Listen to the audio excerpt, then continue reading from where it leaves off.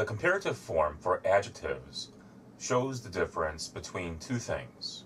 Dạng so sánh của tính từ trình bày sự khác nhau giữa hai thứ. For example, I have 2 tomatoes. Ví dụ, tôi có 2 quả cà chua. This is a big tomato. Đây là một quả cà chua to. And this is a small tomato. Và đây là một quả cà chua nhỏ. To describe the difference between the 2 tomatoes, Để mô tả sự khác nhau giữa 2 quả cà chua, I can say, this tomato is bigger. tôi có thể nói quả cà chua này thì to hơn. This tomato is smaller. Quả cà chua này thì nhỏ hơn. I can also say that this tomato is bigger than this cherry tomato. Tôi cũng có thể nói quả cà chua này thì to hơn quả cà chua bi. Or I can say this tomato is smaller than this larger tomato. Hay tôi cũng có thể nói quả cà chua này thì nhỏ hơn quả cà chua lớn hơn này. I have 2 cameras. Tôi có 2 cái camera. This camera is cheap. Chiếc máy quay này thì rẻ. I paid maybe $20 for this camera 6 years ago. And this camera is expensive. Và chiếc camera này thì đắt. I paid about $400 for this camera. To show the difference between the 2 cameras, Để trình bày cái sự khác nhau giữa 2 cái camera, I can use the word cheap or the word expensive. tôi có thể dùng cái từ rẻ hay từ mắc. The word cheap has only one syllable. Cái từ rẻ, cheap, chỉ có một âm tiết. Cheap. One syllable words in the comparative form add the er, cheaper.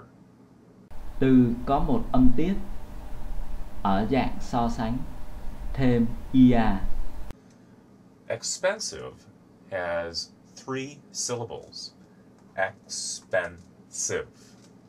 Từ mắc, expensive, có 3 âm tiết, expen và save.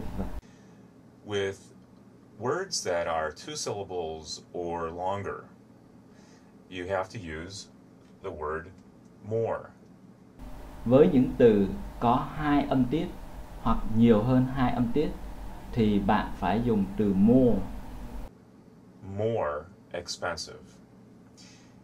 It's not possible to use more with a 1-syllable word.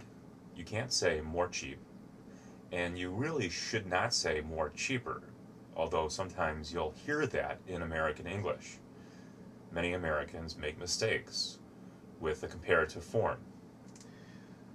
So, cheap becomes cheaper, expensive becomes more expensive, and remember that frequently when making a sentence, after the comparative, you use the word then.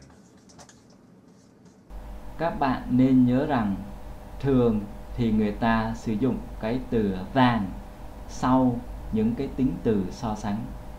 But not always. Nhưng không luôn luôn là như vậy.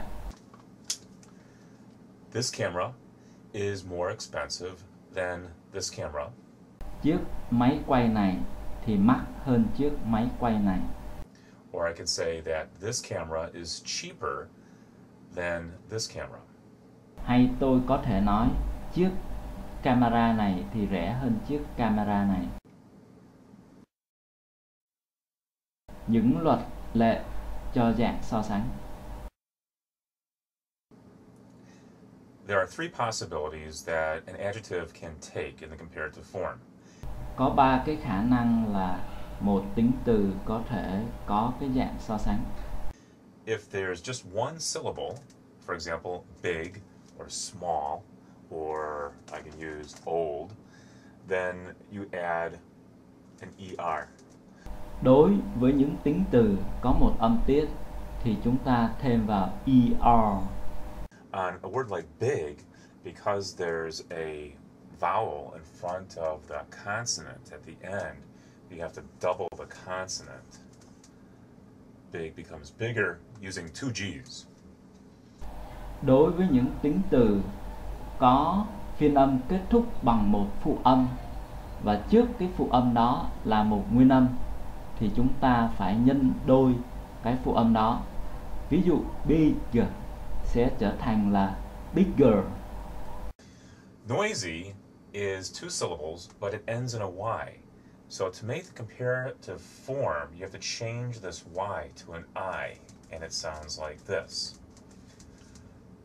Noisy, noisier. Busy, busier. Đối với những tính từ có hai âm tiết và cái chữ cái cuối cùng của cái tính từ đó là chữ cái y dài thì khi đổi sang dạng so sánh hơn thì bạn sẽ phải đổi y dài thành y ngắn và thêm vào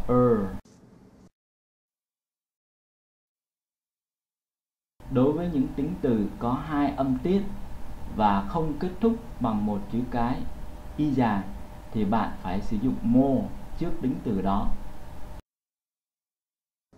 Longer words that are two syllables or more, such as interesting, will add more at the beginning of the word. More interesting. Đối với những tính từ có hai âm tiết hay nhiều hơn hai âm tiết thì bạn sẽ phải thêm vào từ more trước tính từ để tạo dạng so sánh hơn. And remember, frequently the word then will follow words that are in the comparative form. So, thường là cái từ than sẽ được theo sau những tính từ ở dạng so sánh hơn. older than, noisier than, more interesting than.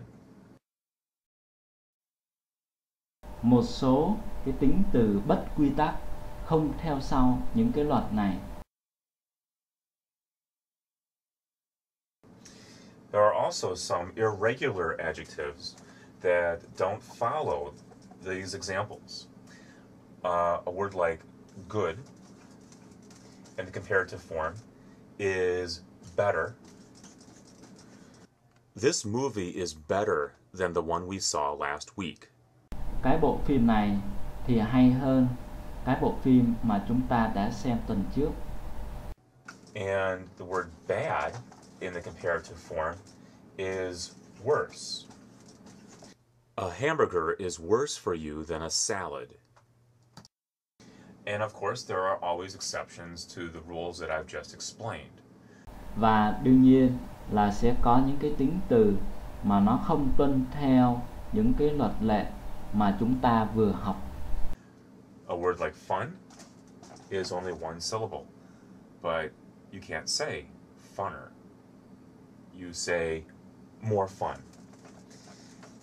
Ví dụ như tính từ fun, tức là vui, thì nó có cái dạng so sánh hơn là more fun. Và bạn không thể nói là funner. And as with everything else, Americans will break the rules and say whatever they want to say.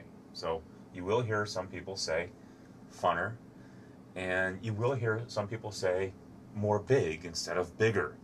But these are the basic rules for the comparative form.